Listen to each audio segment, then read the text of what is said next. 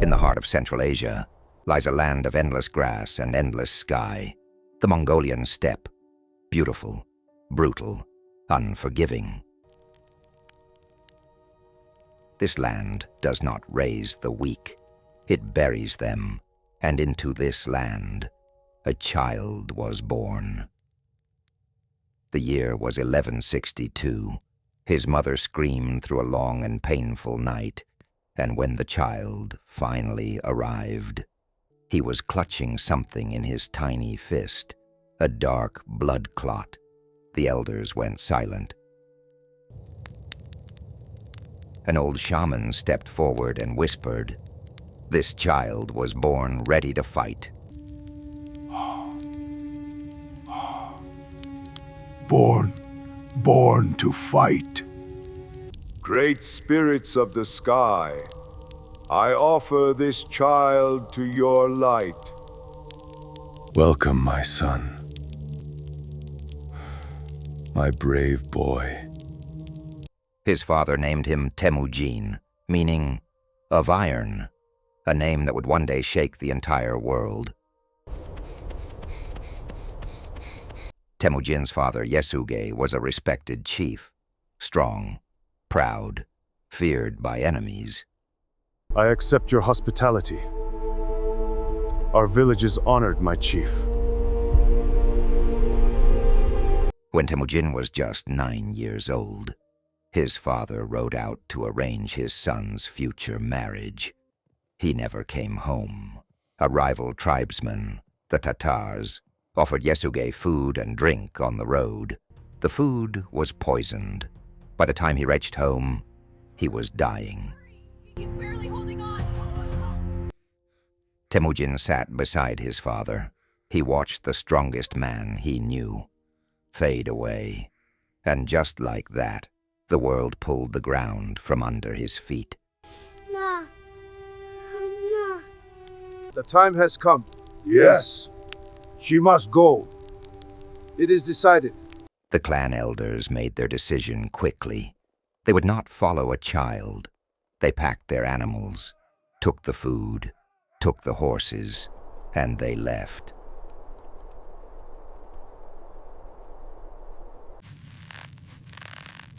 A widow and her small children, stranded on the open steppe. No food, no fire, no protection. Winter was coming, but Temujin's mother, Hoelun, refused to surrender.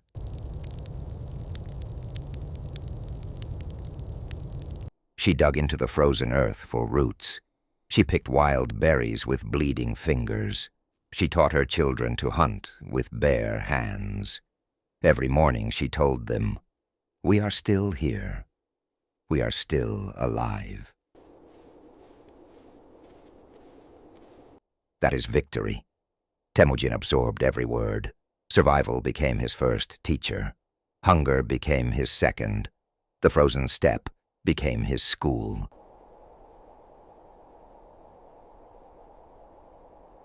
Word spread across the steppe. The son of Yasuge was growing strong. The rival Taichiyot clan saw this as a threat. They came for him. They placed a heavy wooden kangwe around his neck, a device of humiliation and total control. He was passed between families like an object. Every day was a reminder. You are nothing.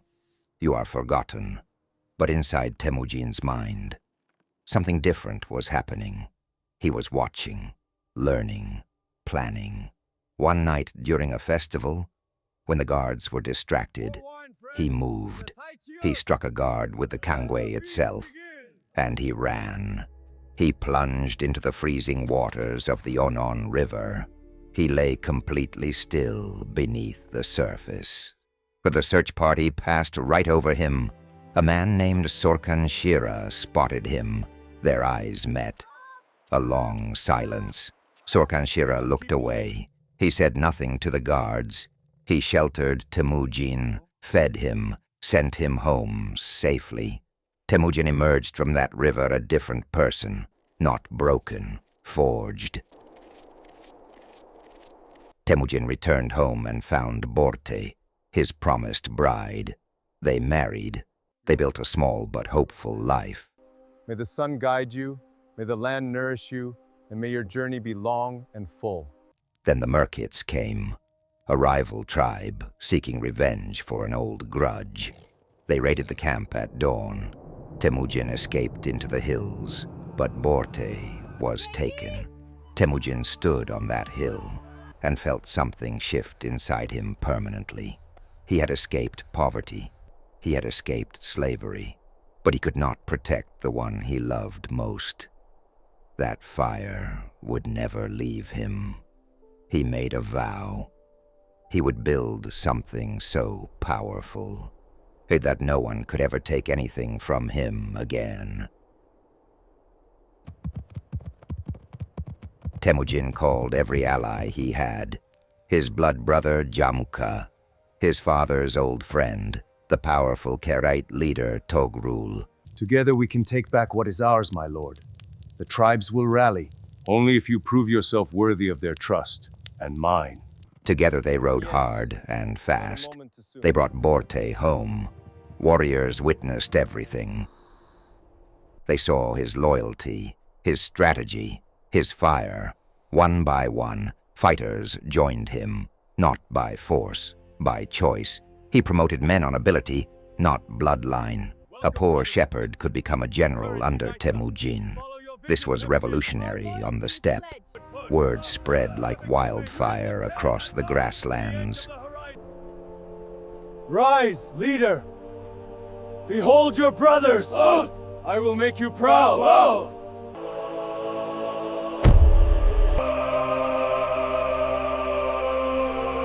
Something different is happening with this man. His army grew. His legend grew with it.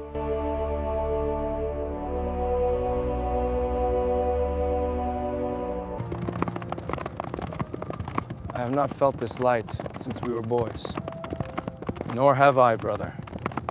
But as Temujin rose, his blood brother Jamuka grew uneasy. They had once been inseparable, sworn to protect each other forever. But power had come between them. Jamuka believed in noble blood and old traditions.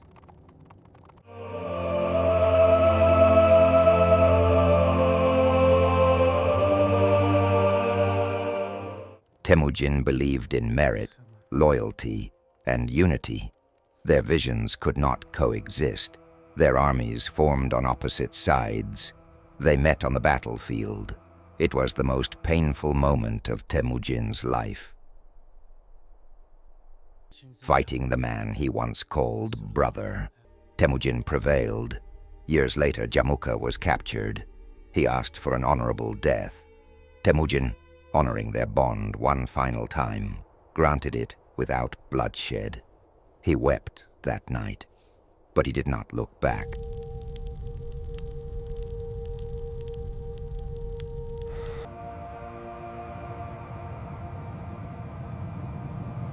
The year was 1206.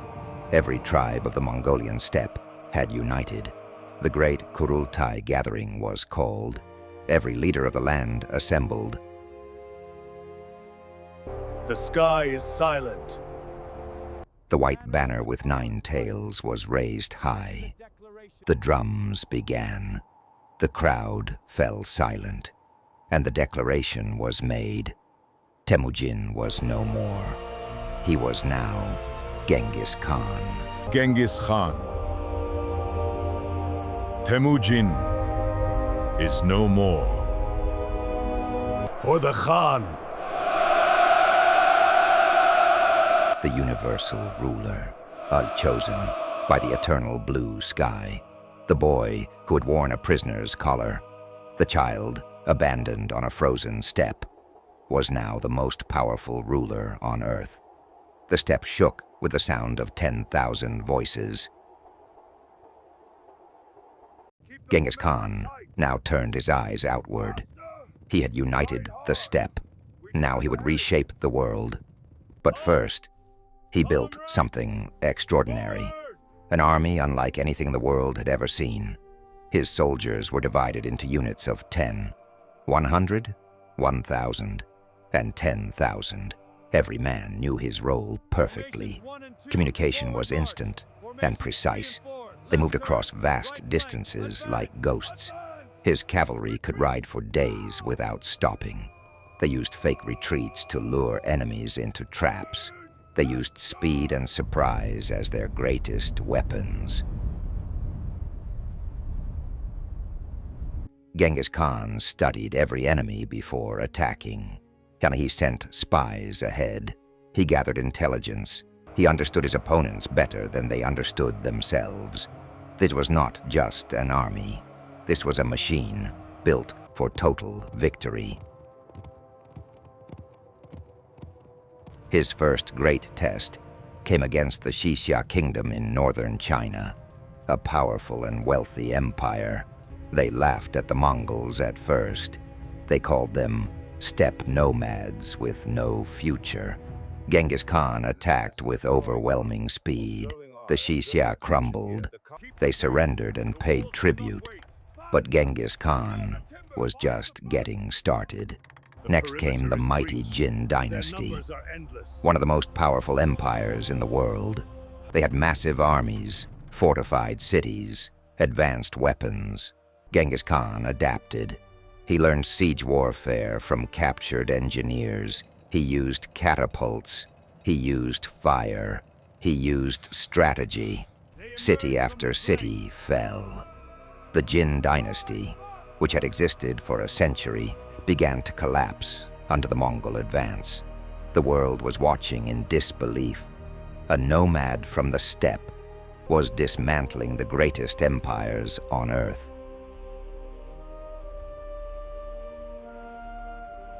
With victories in China, Genghis Khan turned west. The Khwarezmian Empire controlled the trade routes of Central Asia. It was one of the richest empires of its time. Genghis Khan first attempted peaceful trade. He sent a caravan of merchants with gifts and a message of friendship. The Khwarezmian governor executed the merchants, killed them without mercy. This was the greatest mistake any ruler ever made. Genghis Khan went completely still when he heard the news. He looked up at the sky for a long time. Then he spoke quietly. "I did not choose this, but I will finish it." He mobilized his full force, and his armies split into multiple columns, moving from different directions simultaneously. The Khwarezmian Empire, which had seemed untouchable, was surrounded before it even knew what was happening. City after city fell to the Mongols. Samarkand, Bukhara, Merv, great ancient cities of knowledge and trade. The Khwarezmian Shah fled in terror. He ran from country to country, hunted by Mongol forces every step of the way. He died alone on a small island in the Caspian Sea, abandoned by everyone. The greatest empire of Central Asia was gone, and the Silk Road, the ancient highway of trade between East and West, was now open, safe, protected, Mongol. Merchants began to move freely for the first time in centuries. Ideas, spices, silk, gold, and knowledge flowed between civilizations. The world grew more connected than it had ever been. Excellent fabric. Is this from Hangzhou? Yes. His generals carried the empire further, north into Russia, south toward Persia and Afghanistan, the east deeper into China. Everywhere the Mongol horse went, the old order collapsed. Genghis Khan rewarded loyalty above everything. Cities that surrendered peacefully were treated with respect. Trade continued, religions were protected, scholars were kept safe. He understood something profound. Destruction alone builds nothing. A living empire must also create. He established the YAM system, a network of relay stations stretching thousands of miles. Messengers could carry information across the empire within days. This was the world's first true communication network. He created the Great Yasa, his code, of law. Rich and poor were equal under it. Their religious freedom was guaranteed for everyone. This was centuries ahead of its time. We are grateful.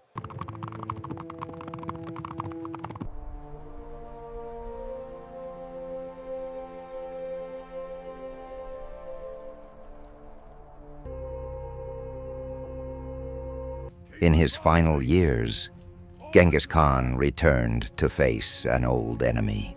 The Xia kingdom had broken their promise to him. They had refused to send troops when he needed them. For Genghis Khan, loyalty was everything. Betrayal was unforgivable. He launched his final campaign at the age of 60, still riding, still leading, still fighting. The Xia fell once again, but during this campaign, Genghis Khan's body began to fail him. A fall from his horse had wounded him badly. The steppe winters had taken their toll over decades. The body of iron was finally showing its limits. In the summer of 1227, as his armies achieved final victory, Genghis Khan passed from this world quietly, on campaign, surrounded by his most loyal men. Final campaign begins. Form up! You are ready. This final campaign is ours.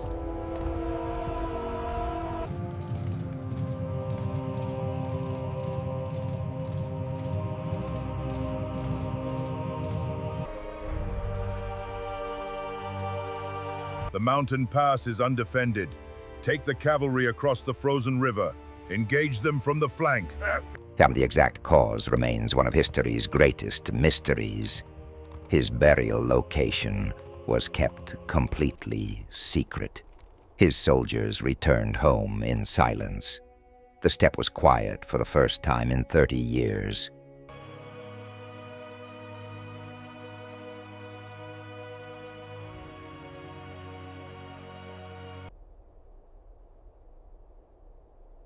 But his empire did not fall with him. His sons and grandsons carried the vision forward. Ogedei Khan expanded the empire into Europe and the Middle East. Kublai Khan built the magnificent Yuan dynasty in China. He welcomed Marco Polo into his court.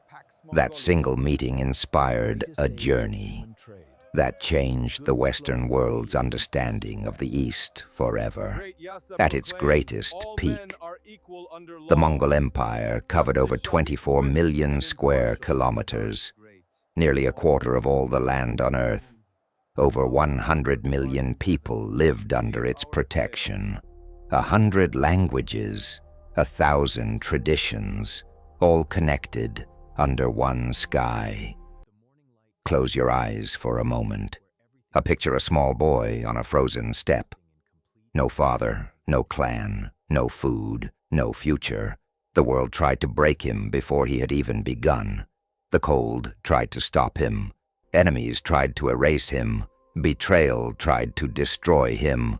But every single time the world said, "You are finished," he answered, "I am just beginning." From a child in chains to the ruler of the greatest empire the earth has ever seen. From a hungry boy digging roots from frozen ground to a man who connected the entire world. This is what survival looks like at its most extraordinary. This is what happens when iron will meets an unbreakable spirit. The wind still blows across the Mongolian steppe today. Endless, powerful, free, and if you listen very carefully, you can almost hear the thunder of 10,000 horses. You can almost feel the presence of the great Khan, still riding, still fighting, still free, forever.